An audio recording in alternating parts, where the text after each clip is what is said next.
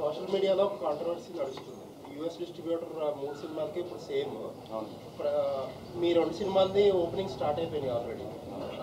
Game Changer and Daku Maharaj అన్అఫిషియల్గా open చేశారు. డాకు మహారాజ్ కొన్ని ఎక్స్ట్రీ స్క్రీన్స్ మేము ఇంకా అఫీషియల్గా ఓపెన్ చేయలేదు. ఏంటి డిస్ట్రిబ్యూటర్ మీద కొంతమంది ఏంటంటే మెగా ఫ్యాన్స్ పర్టికులర్గా గేమ్ చేంజర్ కంటే కూడా డాకు మహారాజ్ ప్రయారిటైజ్ చేస్తున్నారు, కొన్ని ఎక్స్ట్రీ స్క్రీన్స్ కానీ ఇంకోటి కానీ అని చెప్పి అంటున్నారు. అదేం లేదండి, ఎందుకంటే ఇప్పుడు డిస్ట్రిబ్యూటర్కి తను ఏ సినిమా ఎంత పెట్టుకున్నాడో తనకి తప్పితే ఎవరికి తెలియదు. సో దేన్ని ప్రయారిటైజ్ చేసుకుని దేనికి ఎలా చేసుకోవాలో తన ప్లానింగ్ తనకు ఉంటుంది కదా. ఫ్యాన్స్కి వాళ్ళకు ఉండే ఎక్సైట్మెంట్ వాళ్ళకు ఉంటుంది. కొంచెం ఇంకా ఇది ఓపెనింగ్ ఇది అదేంటి స్లోగా ప్రాసెస్ చేసుకుని అన్ని స్క్రీన్స్ ఓపెన్ అవుతాయి. గేమ్ చేంజర్ 10th హ్యూజ్ రిలీజ్తోనే ఓపెన్ అవుతుంది, హ్యూజ్ నెంబర్స్తోనే ఓపెన్ అవుతుంది. దాని తర్వాత మా సినిమా, దాని తర్వాత వెంకటేష్ గారి సినిమా అన్నీ అలానే ఓపెన్ అవుతాయి. ఏం ప్రాబ్లం ఉండదు, అన్ని ఈక్వల్ స్క్రీన్స్ వస్తాయి. అదే ఆర్డర్, ఫస్ట్ గేమ్ చేంజర్, తర్వాత మీ సినిమా, తర్వాత వెంకటేష్. నేను రిలీజ్ ఆర్డర్ చెప్పానండి. చిరంజీవి గారితో చేశారు, ఇప్పుడు బాలకృష్ణ గారితో చేశారు. ఇద్దరిలో ఏం లేదు, ఇద్దరు సీనియర్ యాక్టర్స్ అండి. వెల్ డిసిప్లైన్, వాళ్ళ దగ్గర నేర్చుకోవాల్సిన డిసిప్లైన్ ప్లస్ ఫోకస్ చేయటం, చేసే వృత్తి పట్ల రెండు ఈక్వల్ కామన్ పాయింట్స్ అండి. వింటేజ్ అనే దాన్ని మీరు ఎక్కువగా ప్రయోజనం చేశారు. అప్పుడు అవును, బాలయ్య గారిని వింటేజ్ ఇది మీకు అంటే నేను కానీ వంశీ గారు కానీ చిరంజీవి గారి సినిమాలు, బాలకృష్ణ గారి సినిమాలు చూసి పెరిగాం. సో మాకు ఎలా ఉంటుందంటే వాళ్ళతో వర్క్ చేసేటప్పుడు మేము ఏదైతే హై ఫీల్ అయ్యామో అవన్నీ మళ్ళీ రీకలెక్ట్ చేయాలని ఉంటుంది. సో ఆ బాలకృష్ణ గారు, ఆ చిరంజీవి గారు మా మైండ్లో ఉంటారు. సో దానికోసం మేము ఏ ఎఫర్ట్ పెట్టినా సరే అవి మిస్ అవ్వం.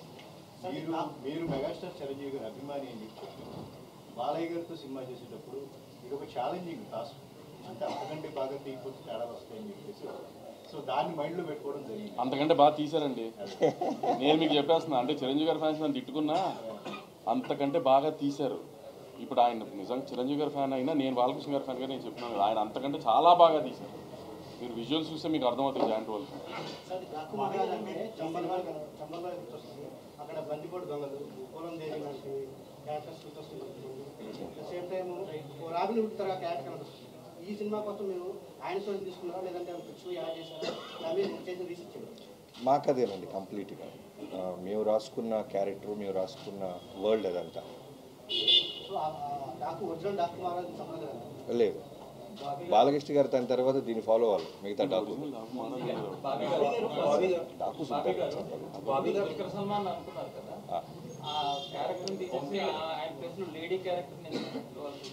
ఆ కథ వేరండి. యాక్చువల్గా ఇనీషియల్గా చాలా కథలు అనుకుంటాం కదా పూజకు ముందు.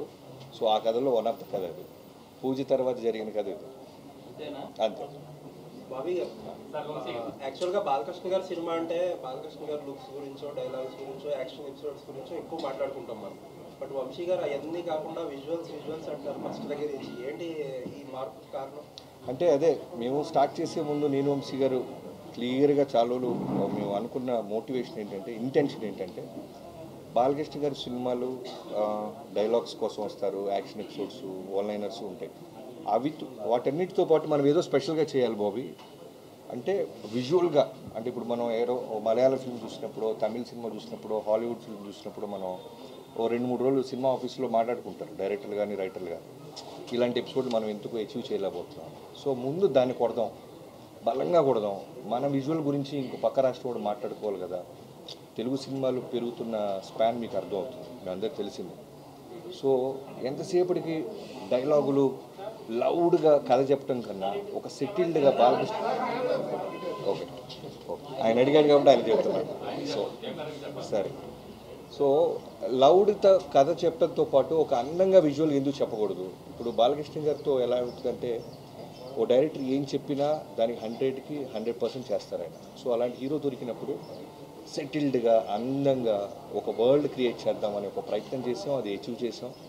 ఇవాళ రోజున మేము ఎంత ధైర్యంగా ఉన్నామంటే, ఒక బ్యూటిఫుల్ కథతో పాటు ఒక ఫ్యాంటాస్టిక్ విజువల్గా పక్క రాష్ట్రం వాడు కూడా ఇన్స్పైర్ అయ్యే విధంగా మేము సినిమా తీసామని మేము బలంగా నమ్ముతున్నాం. మీ అందరికీ అది Jan 12న రీచ్ అవుతుంది. అసెంబ్లీలో సీఎం గారు బెనిఫిట్ షోలతో అడిగారు మీరు ఫోన్ చూసుకుంటున్నప్పుడు అడిగారు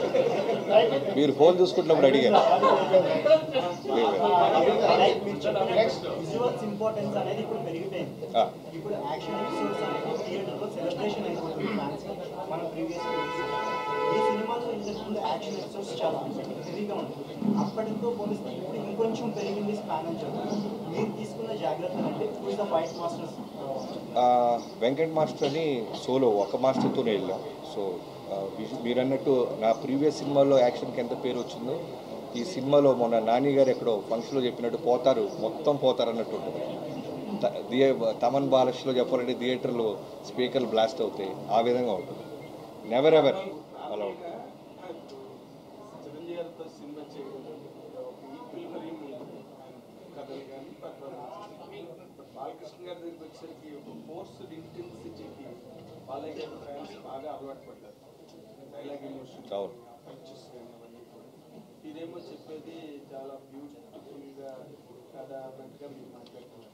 వాటన్నిటితో పాటు అన్న మీరు అండర్లైన్ చేసుకోవాలి, బాలకృష్ణ గారిలో కావాల్సిన ఎమోషను, ఇంటెన్సిటీ, డైలాగ్స్ అన్నిటితో పాటు మిగతా జాగ్రత్తలు, మిగతా హోంవర్క్ ఎఫర్ట్స్ ఎక్కువ పెట్టారు. అంటే ఈ క్యారెక్టరైజేషన్ చేయడానికి ఎన్ని సినిమాలు బాలకృష్ణ గారి కెరీర్లో వచ్చినా, బాలకృష్ణ గారి కెరీర్లో ఎన్ని సినిమాలు వచ్చినా, ఒక సమరసింహారెడ్డి, ఒక నరసింహారెడ్డి, అఖండ, లెజెండరీ సినిమాలన్నీ పట్మని గుర్తొచ్చాయి. వాటిని క్రాస్ చేసినప్పుడే డాకు మహారాజ్కి value by any stretch of logic. కథ పరంగాన, టేకింగ్ పరంగాన, treatment, characterization, all that is your conception. మీరు దీంట్లో ఏ రేంజ్లో దీన్ని మీరు ఆడియన్స్ బాలయ్య గారి ఫ్యాన్స్ చెప్తే ఇది ఇలా పడుతున్నాను ఇందాక ఏం చెప్తున్నారు అనుకుంటున్నారు. మీరు చెప్పిన 4 సినిమాల కంటే బెటర్ సినిమా.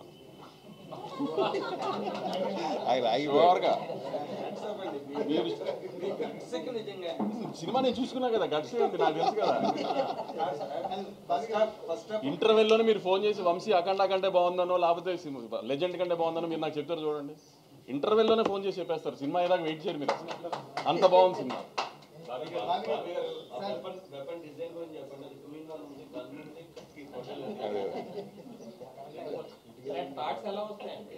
మరి డబ్బులు ఎందుకు ఇస్తారండి బాబు?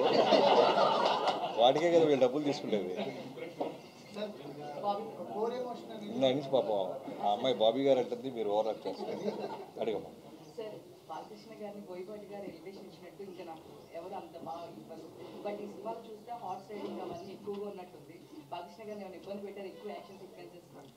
అంటే మీరు అన్నట్టు Jan 13th మీరు ఎలివేషన్స్ ఏ రకంగా ఉన్నాయో నా నెంబర్ తీసుకొని ఖచ్చితంగా నాకు ఒకసారి నువ్వు అప్రిషియేట్ చేస్తావని నమ్మకంగా ఉందమ్మా.